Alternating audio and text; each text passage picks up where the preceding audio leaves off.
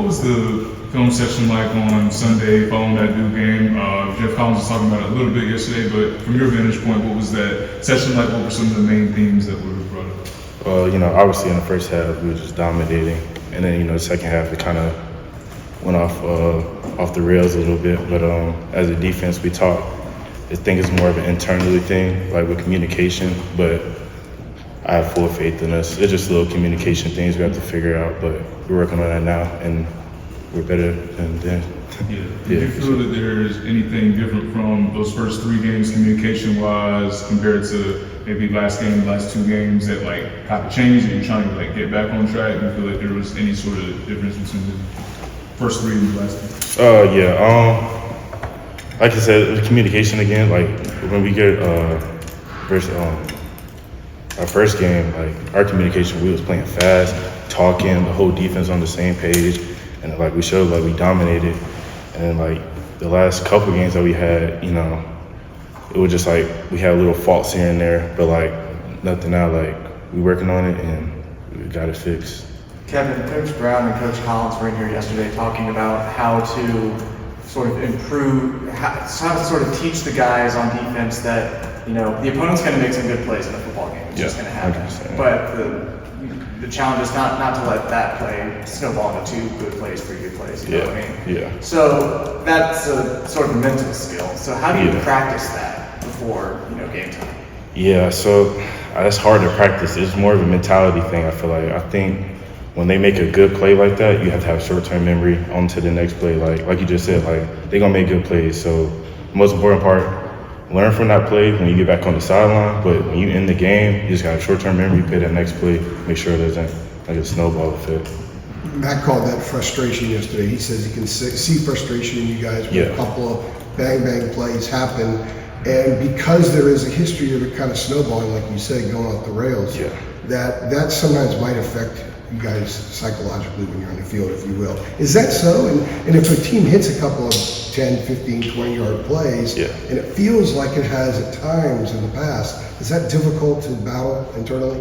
It's a little bit frustrating for sure, just because I know the guys that we have on the team, we have dogs, real dogs, and just to see them make plays like that off of a little fault, just a little miscommunication, that hurt a little bit. But like I said, short-term memory, watch film, learn from it, move on. Were you a little bit surprised that happened with you guys? It happened with JMU in the second half of the day, because through the first 3 games, it looked like you guys were much cleaner defensively, and it didn't seem like that wasn't something people would have projected would have happened. Yeah, no, that's a hard one.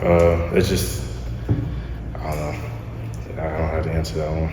It's just something we got to work on, our mentally. But like I said, we have dogs, so we're just gonna get that fixed and then, move on from there. Coach Collins was really praising your leadership ability out there on the field, specifically without Kaman out there for the past few weeks. Was it challenging for you to take on that mantle with a leader like Kaman out, or is that something that you just naturally gravitate I feel like it's a more naturally thing. When you see something going bad, it makes you want to step up more as a leader. It doesn't make you want to shy away from it. I feel like times like that really brings it out of me, that wanting to be a leader. We're really big on being a player-led team, and I feel like that's a great challenge for us to actually show that. So I feel like it's more definitely a natural thing.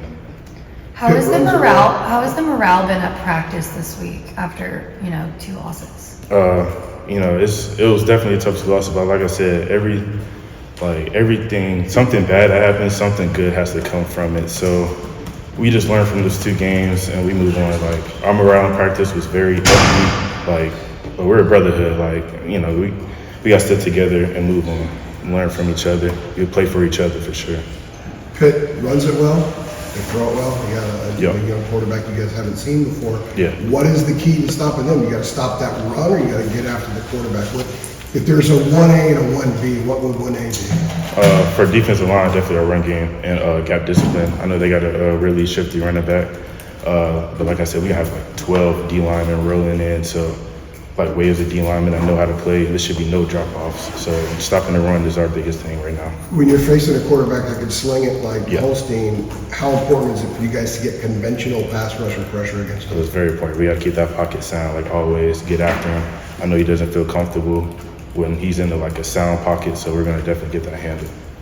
Kevin, what are you saying about amongst your defensive linemen, amongst yourselves, coming into this game, losing 2 in a row and everything? You got to hope that the bleeding can stop right here, right? Yeah, for sure. Like I said, we're a brotherhood, so we play for each other. You know, a couple bad games, watch film, learn from it. Is a new game. This is another chance.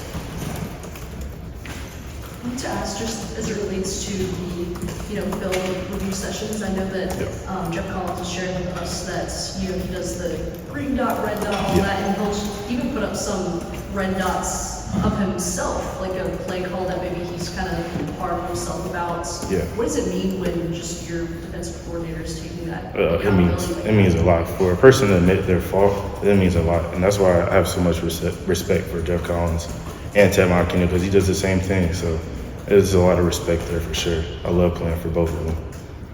You might get Kamen back this week. We're told that he's being monitored. If he is healthy and back to his usual self, how does that change you guys? Well, it changes a lot. Like, we got another brother back. So it's just, it feels like, having him back is definitely going to help us a lot, for Does sure. that kind of make the defense whole, and that's sort of what's been, not the other guys have done a solid job, but Kamen's on a different level. Yeah. Having him back, would that make the defense sort of whole again? Yeah, because like I just said, this is another brother. That's another family member on the team that can really play. So having him is definitely great, for sure.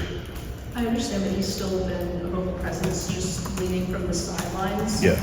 Could you describe that from us, and then just how's that been different from having him actually out there on the field? It's not really much of a difference for real.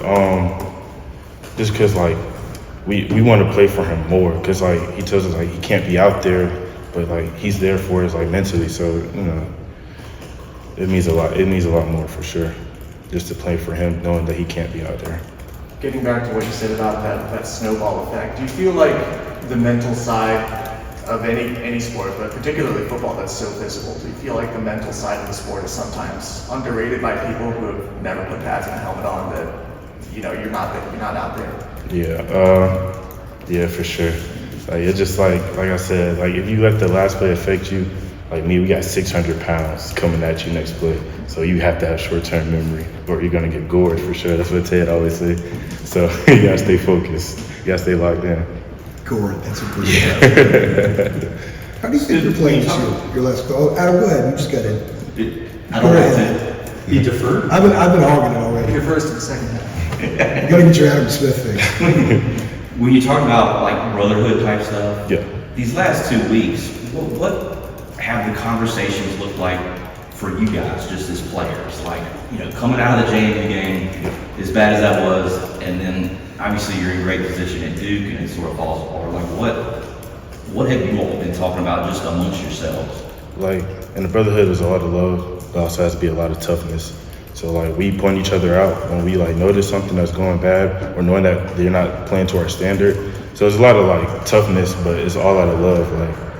I'll be tough on one of the younger guys because I know they can play better. So that's definitely it for sure.